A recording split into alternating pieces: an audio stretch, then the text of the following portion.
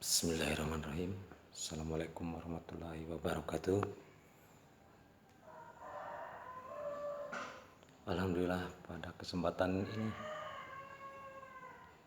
kita bisa bertatap muka walaupun hanya di layar kaca. Dan mudah-mudahan kalian semangat terus untuk belajar di rumah. Semangat terus untuk menimba ilmu. Dan jangan lupa menjaga kesehatan diri sendiri, kesehatan lingkungan yang berkaitan dengan protokol kesehatan COVID-19, yaitu dengan yang utamanya 3M ya, yaitu memakai masker, mencuci tangan, menjaga jarak. Yang lainnya itu menjaga dari kerumunan, tetap di rumah. Kalaupun keluar bila ada kepentingan yang sangat mendesak. Anak-anakku sekalian, mudah-mudahan pada kita diberkahi, diberi selalu kesehatan oleh Allah Subhanahu wa taala. Juga tetap dalam keadaan lindungan Allah Subhanahu wa taala.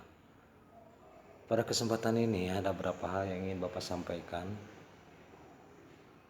terutama berkaitan dengan semester 2, juga berkaitan dengan belajar di rumahnya, BDR-nya. Yang pertama berkaitan dengan belajar di rumah dulu, walaupun bagaimana, dimanapun kalian berada, menimba ilmu itu wajib dilaksanakan, harus dilaksanakan, dan tidak ada ujungnya untuk menimba ilmu itu. Yang muda, yang tua pun masih diharuskan untuk belajar dan menimba ilmu. 10 bulan sudah waktu yang kita lewati, yang harus dilaksanakan pembelajaran di rumah, tidak ada tatap muka di sekolah. Itu jelas akan mengurangi dari efektivitas kualitas pendidikan, bukan saja secara keilmuannya atau ilmiahnya, juga pendidikan yang lainnya, karakter, sikap, etika. Mungkin itu akan beda halnya dengan dengan pembelajaran yang diadakan di sekolah. Tapi Bapak percaya untuk kalian, dengan belajar di rumah juga kalian harus akan menyadari dan punya tanggung jawab bahwa saya adalah anak sekolah. Kewajiban saya adalah belajar. Kewajiban saya adalah menimba atau menuntut ilmu. Kenapa? Karena saya anak sekolah. Di samping itu juga jangan lupa kalian untuk membantu orang tua. Justru dengan belajar di rumah itu banyak waktu kalian untuk membantu orang tua. Justru jangan sebaliknya, belajar di rumah itu jadikan alasan untuk tidak membantu orang tua karena alasan banyak tugasnya. Alasannya banyak harus melihat ke YouTube. Alasannya tugasnya juga harus kumpul sekarang. Berbagai macam alasan. Yang dampak negatifnya orang tua itu menggerutu. Ya. Menggerutu rata-ratanya. Sekolah daerah dibuka anak cenah diajar di imah teu baraleg. Diajarnya 5 menit, mukanya HP. 2 jam main HP-na. Orang tua memberikan komentar dengan alasan tugas mah, padahal main game, main FF, main Minecraft dan sejenisnya. Itu banyak kejadiannya, keluhan-keluhan dari orang tua. Bukan tidak boleh kalian untuk hiburan di tengah-tengah kejenuhan di rumah, tapi tahu-tahulah waktunya. Saya ini waktunya belajar. Oh saya ini waktunya refreshing dulu setengah jam.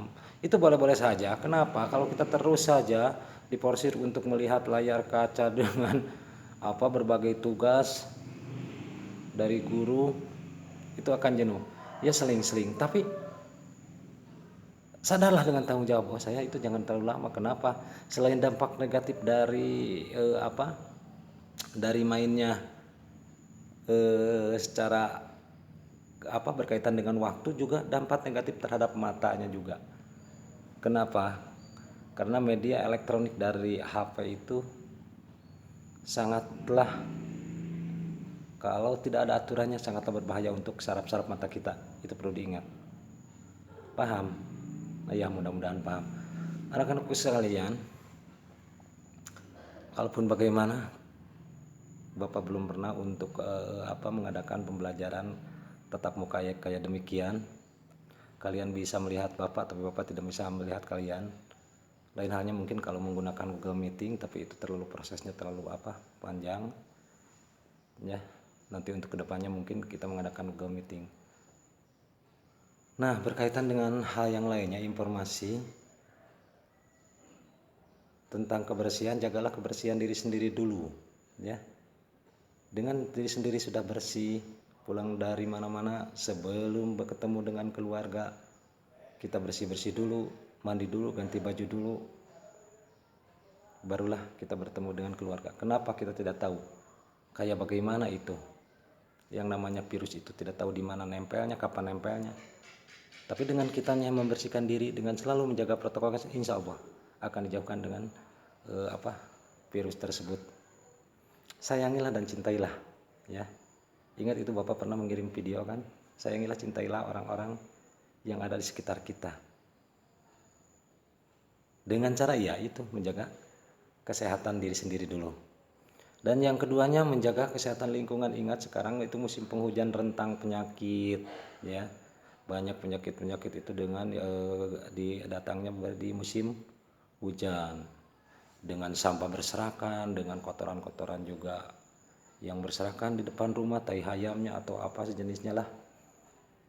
Nah, inilah kesempatan kalian untuk membantu orang tua. Jadikanlah diri kalian bangga terhadap diri sendiri, juga bangga orang tua. Prestasi itu bukan di belajar saja, ya. Ingat, prestasi itu bukan di belajar saja. Nah, itulah yang bisa saya sampaikan sekitar informasi berkaitan dengan pembelajaran. Kita ini akan mempelajari tentang seni teater, ya. Kemarin sudah Bapak kasih tugas kalian apa itu teater.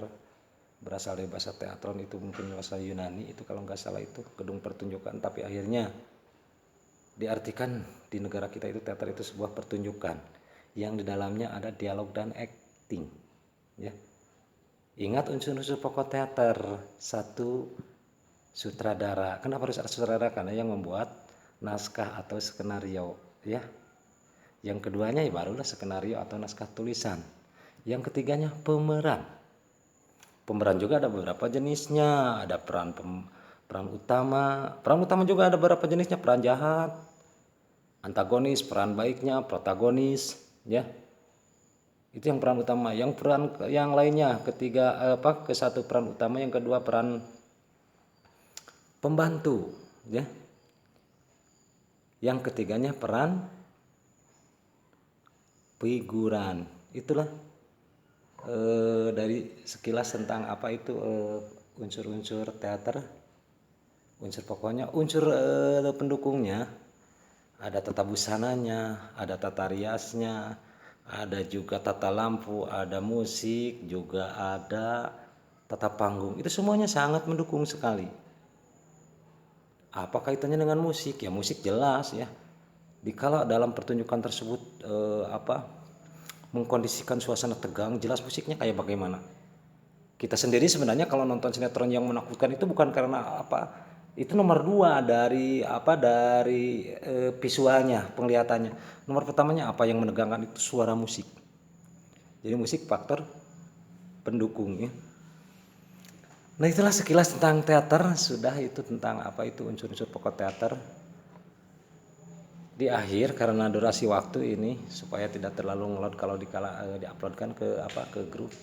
Yang terakhir itu tugas kalian buatkan suatu apa ya?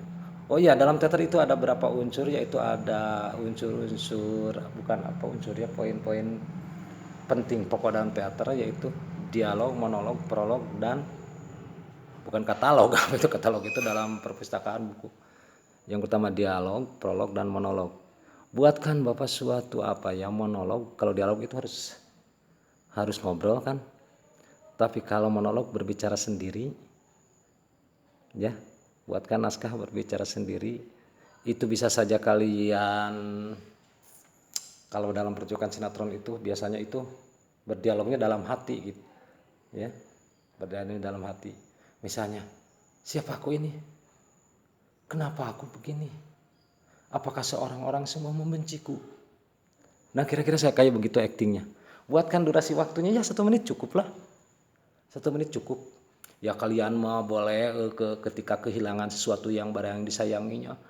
Kemana kucingku? Oh kucingku, misalkan ya. Kayak demikian, paham? Buatkan 1 menit. Dan nanti itu dinilai 2 minggu ke depan. Paham? Ya mudah-mudahan paham, dan kalau tidak paham nanti bisa ditanyakan kalian di lain waktu, japri, atau kalau pas ketemu dimanapun bertanya sama papa, bagaimana tugas itu untuk lebih jelasnya. Ya mudah-mudahan itu sekilas pertemuan di apa ya, pertemuan pertama tetap muka, kalian menatap bapak muka. Nah itu, dan mudah-mudahan apa yang segala bapak barusan jabarkan bisa dipahami dan dimengerti. Ingat, kita melakukan sesuatu itu bukan karena takut, tapi kesadaran diri sendiri dan tanggung jawab itu yang utama, lebih penting. Sekian, assalamualaikum warahmatullahi wabarakatuh.